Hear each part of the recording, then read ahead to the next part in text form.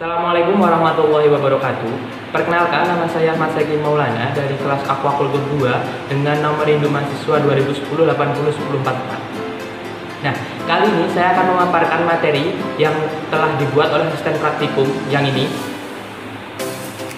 Nah, yang kemudian saya ubah atau saya pindah materi-materi yang ada di video tersebut menjadi sebuah mind mapping seperti ini. Nah, mungkin seperti itu untuk review atau isi-isi apa saja yang telah saya buat dari video tersebut ke mind map ini. Mungkin isi materinya sebagai berikut.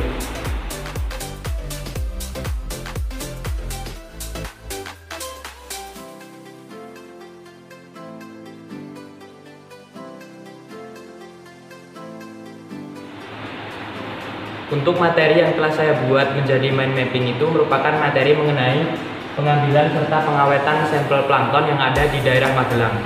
Nah, untuk alat dan bahan yang digunakan dalam praktikum pengambilan serta pengawetan sampel plankton di sini tuh yang pertama ada plankton net. Nah, plankton net itu di sini merupakan pemeran utama yang nantinya digunakan untuk menjaring atau mengambil sampel plankton pada daerah atau perairan tertentu.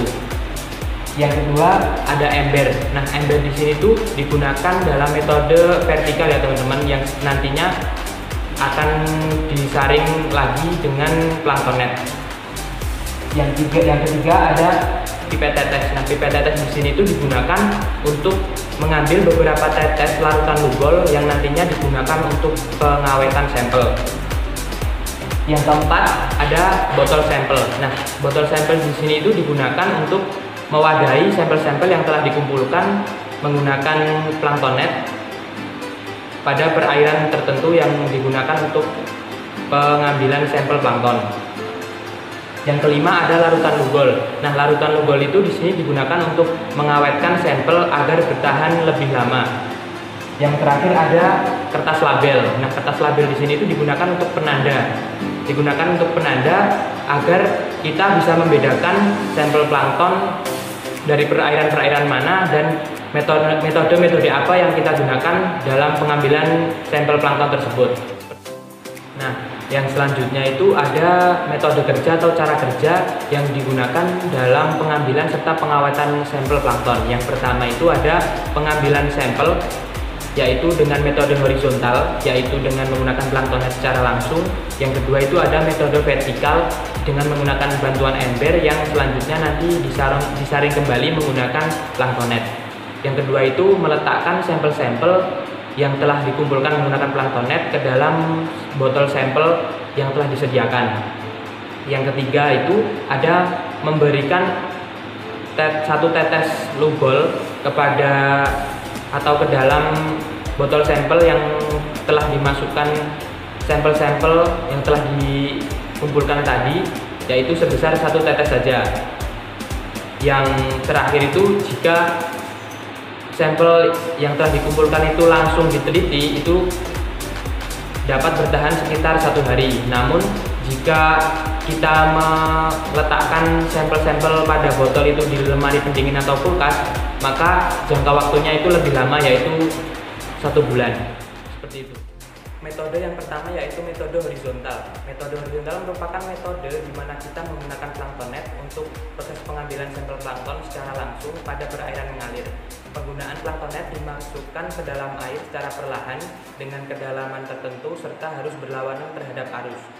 Setelah dirasa cukup dalam jangka waktu tertentu, kemudian plankton net diangkat secara perlahan dan sampel yang berada pada ujung plankton net dipindahkan ke botol wadah sampel yang telah disediakan, yang sebelumnya telah ditempeli label mengenai tempat pengambilan serta sampel dan metode pengambilannya.